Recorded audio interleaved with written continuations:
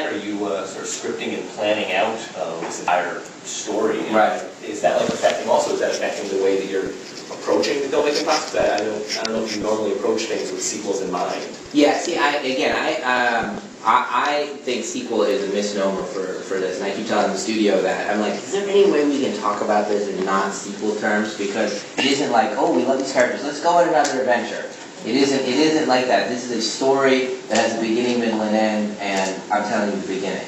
And, you know, Lord of the Rings did that so beautifully, you know, and really it was the book, and they had to break up in 3, because of, so, you know, and all the history of the Tolkien series. But the fact that you know when they just made up another story just because. And you can tell that. This isn't that. This isn't that. And of course, you know, George Lucas did that as well. He had the whole story, and now I'm going to tell you the next one and the next one. It's one of 3 parts. And hopefully you'll like the first part enough that I'll be able to make the other 2 parts. But, you know, sequel it has in its sense like a revisiting in a way that this isn't that, which is what's so exciting. I mean, I completely got into making this to do a long-form movie, to take something. And so the first thing we did was when I met Mike and Brian, and I came on, they hadn't finished season 3. And really, the first conversation was in my hotel room, and I said, dudes, I gotta know this. You gotta do this. This is critical. I said, this has to end. This has to end. If it doesn't end, I'm not on board. And so, but if you don't want to end it, it's all good. But it has to end. And they were like, no, we saw it as three seasons and each element that he has to learn. And I said, great. And then we talked about, at that time they hadn't even decided where everything was going to end. And all that, even like, you know, who Katara was going to end up with, and all that stuff hadn't been figured out yet. And we had such amazing conversations in that room, but we all agreed, like shook hands and said, it's over. It's over here, and we're going to make it. We're going to finish the tale, and come to here. And I said, I can definitely get behind that. And that was like the last thing after I was closing the Paramount, and I just said, 3, right, 3. And I said, you know.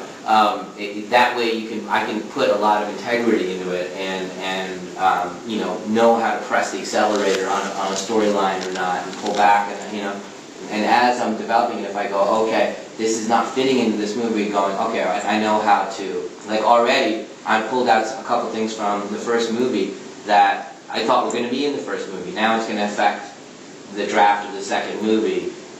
In a way, all right, I need to do the introductory scene of this character because I pulled her from this character, that kind of thing.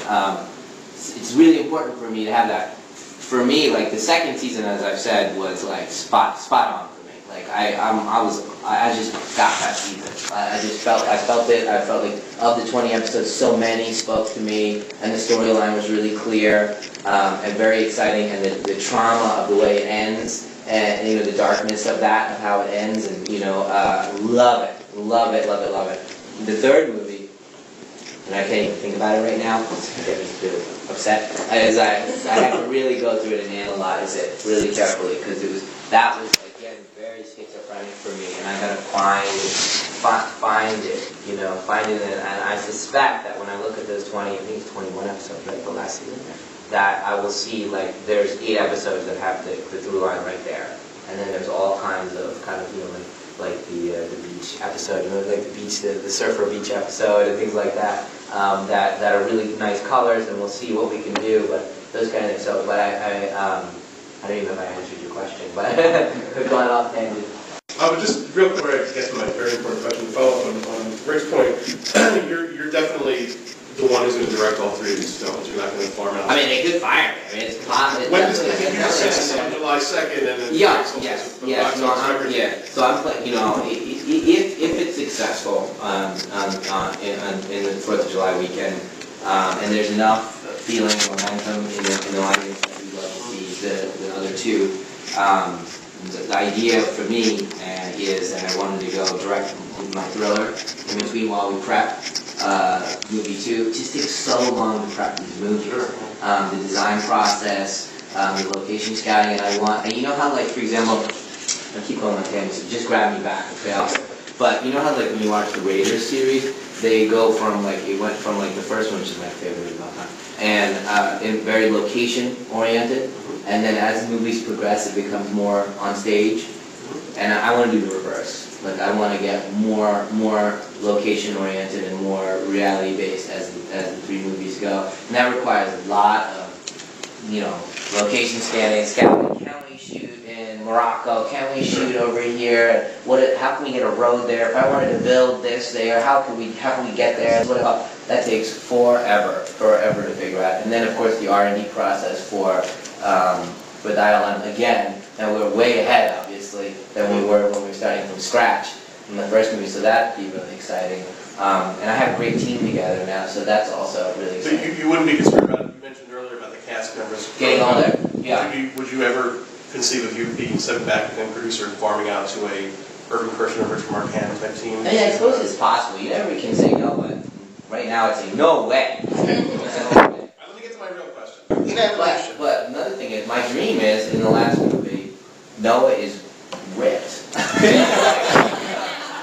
Noah's like, you know, he looks best, you know, that he's grown up on film like 3 years, and he's just like, oh my God, you know, and by then, you know, he was like a Texas champion already. So he's pretty badass already. Yeah, and I have him like in the off seasons, I call him, are you training, dude? Are you training? You know, and like he's learning all kinds of martial arts, and we want him to be like, for real.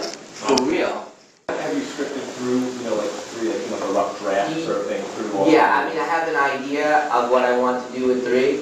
I have the only thing I would probably do differently. I should say it. So many years away, but I was toying with. I want to know what happened to Zuko's mom. So that would be something I might. That you could only come see in my movie. I was like, when it finished, I called Mike. I was like, are you crazy? You tell me what happened to his mom. Sky Bison Aerodynamics. Animation. Yeah. You can kind of get away with a big fluffy tail. Yeah. Powering a giant beast with 3. Well, it's so thoughts on yeah. that. In live action film, even with the geniuses at ILM, you gotta have to work out a situation where, you know, the sides are propelling. How is this going to work? Because we haven't seen any of Appa yet, and obviously this is the big reveal. So can you give us a little insight into this? Well, look, hold on, let me put this mic back on. Okay. It's funny you should ask that. We had the same, literally we had all of ILM together, and I had the same conversation. Okay. You just having with me. Yeah, you know, so the thing is, it's like, you know, with Momo and every other creature, the Komodo rhinos and all that stuff, it's literally a fusion of 2 creatures, and the physicality is very plausible and dynamic, and as you know, again, the way I make movies and the way I was talking about them is very specific, you know. You have to believe the physicality of the weight on the Komodo, and then he can claw on the ice and he can go up the wall. And this one, it's you know, my kids sleep with an Appa, plush Appa. I mean, you know, it was like, you know, we're just gonna have to take the leap of faith on this one. That, you know, we're gonna, you know, he's an airbender. That's what we're gonna have to go with, that he's an airbender. And it was funny, because I know Ryan, when they were asked to come up with a show, I think the first drawing they had was, like a guy, someone in the cloud with the staff, and then some bisons, and just a drawing. And bisons in the air, and that was the very first image. You know, that there was a herd or like a shepherd, and his flock was in the air. And then they were like, "Oh, I guess he's kind of related to air." And then they started working that way, and they went, "Oh, maybe there's a water," and that kind of thing. So that image, the Appa image, is really the beginning of this entire thing. And so that's the one when we were making the movie. I was just like, we're just gonna go with that. We're just gonna go with that. I'm not gonna change it into something that could actually physically fly and wings and all that stuff. But just, you know, the kids are sleeping with the plush Appa. And you know what the funny thing is? He's my favorite in the movie. Of course. He's my favorite. Man, I literally can't wait to see him again every time he comes on screen. And there's one scene where he shows up behind these villagers that are getting attacked, and he like roars, and he's like, So I mean, it works. I just, it's fun. Sometimes you just don't, you accept the materials and you take that thing. Cool. Classic Up? Yep. Just to follow up that, are you planning on including Appa, the lost Appa, the kidnapped Appa in the next film? Yeah, he's a huge character in the second movie. There was a version of the. I remember it was in my house, and I was like, so let me try it without so much of this being about trying to get Appa back. And when I tried that out, and I was like, I don't like this movie. And I was like, put him back. This is about trying to get Appa back.